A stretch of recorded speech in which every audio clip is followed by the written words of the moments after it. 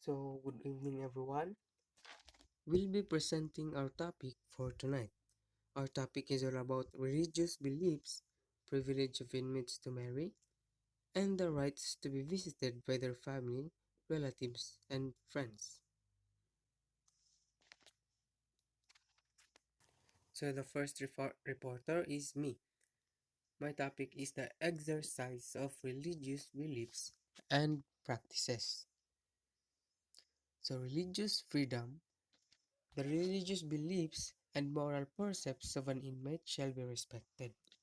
So dapat daw na respetuhin ang religious beliefs ng mga inmates. Next is proselytizing. No prison officials shall proselyte inmates under his supervision or allow any inmate to do so without the consent of the inmates concerned. Reasonable opportunity and access shall be provided to inmates requesting information about the activities of any religion with whom they may not be actually affiliated. So, ang ibig sabihin ng proselyte ay taong nagbago ng paniniwala. At walang sino mang prison official daw ang mag-proselytize ng mga inmates sa ilalim ng kanilang pangangasiwa. Next, pastoral visits. An accredited priest, minister, or pastor may be allowed to hold regular service and to pay pastoral visits in private to inmates of his religion at such hours as may be prescribed by the penal superintendent. So, ang isang pari daw ay pinahihintulutan na magsagawa ng regular na serbisyo sa loob ng kulungan at magsagawa ng pastoral visit in private with the inmates with same religion. So, by the way, the purpose of the pastoral visits daw is to cement or patibayin ang relationships between sa pastor o their members. Next is worship services. Attendance by an inmate of worship to services and similar religious activities shall be on a voluntary basis. So, dapat daw na i-voluntary basis ang pagdalo ng isang inmate sa mga worship services at mga religious activities. Next is sponsor in religious rights. A prison official, employee, guard, and or their husbands or wives and children shall not act as a sponsor or otherwise actively participated in any religious rites or activity involving an inmate or member of the immediate family of an inmate. So kahit na prison official daw, mga employee, guard, etc. shall not act bilang isang sponsor or aktibong lumahok sa anumang ritual o religion na involve ang isang inmate daw. So next is privileged communication. All personal communication of an inmate to a prison chaplain or a priest, either as a formal act of religion or as a matter of conscience, shall be treated as a privileged communication. The chaplain or priest concerned shall not be required to disclose said communications.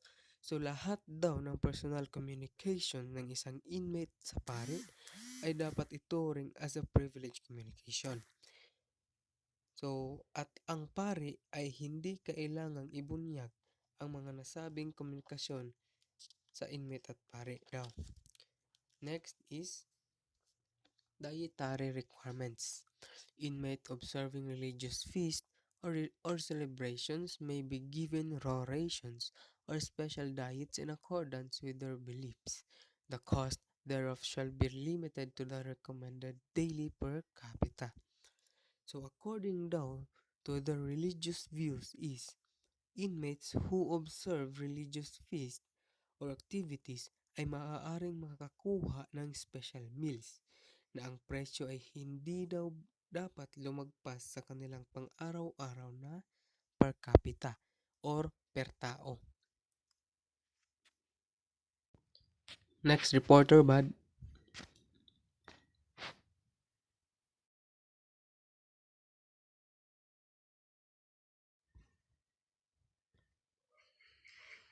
Marriage of inmate.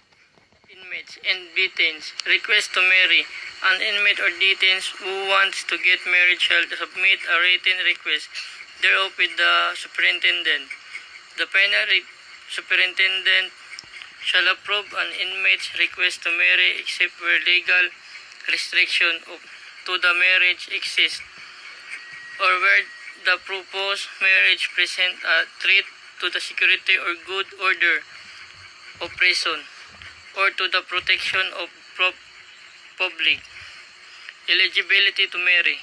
The request of an inmate or detained to marry shall be approved provided the inmate or detained is legally eligible to marry and it's mentally competent in the ended supposed as verified in written in an intention to marry the inmate or detained. Marriage expenses. All expenses of the marriage, e.g.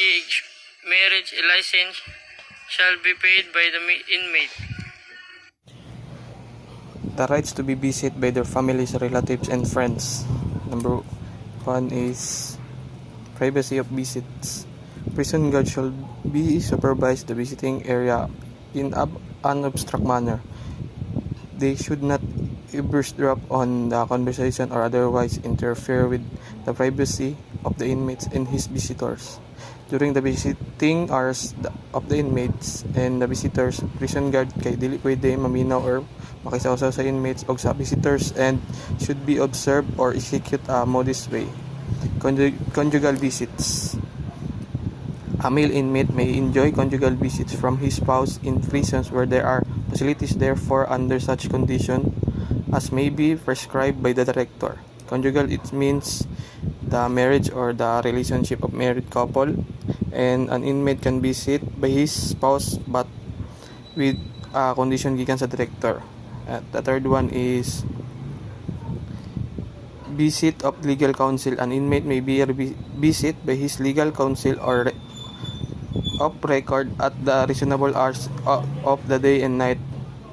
In addition to the above, the girlfriend, boyfriend, or of the inmate should also be allowed to visit anytime if the inmates wants to talk his fiancé or her fiancé, boyfriend and girlfriend as stated in RA 7438. Legal counsel of the record or attorney of the record is attorney who formally appears before the court, whether in the person or by means of signing documents on behalf of a party. The inmate has the right na bistawon sa iyang legal counsel in a reasonable time masking morning or evening pareha sa conjugal visit. Inmate's fiancé and girlfriend boyfriend can also visit him in the prison. Violation of visiting rules. Any circumvention or violation of visiting rules by the inmate or his visitor shall result in the suspension or deprivation of visiting privilege and the intention of disciplinary action against the erring inmate. Ang violation of visiting rules kay pag nag-violate ang inmate under the prison rules na possibility na ma-suspend ang iyang visiting privilege. That's all, ma'am. Thank you. And that's the end of our report. Thank you guys for listening.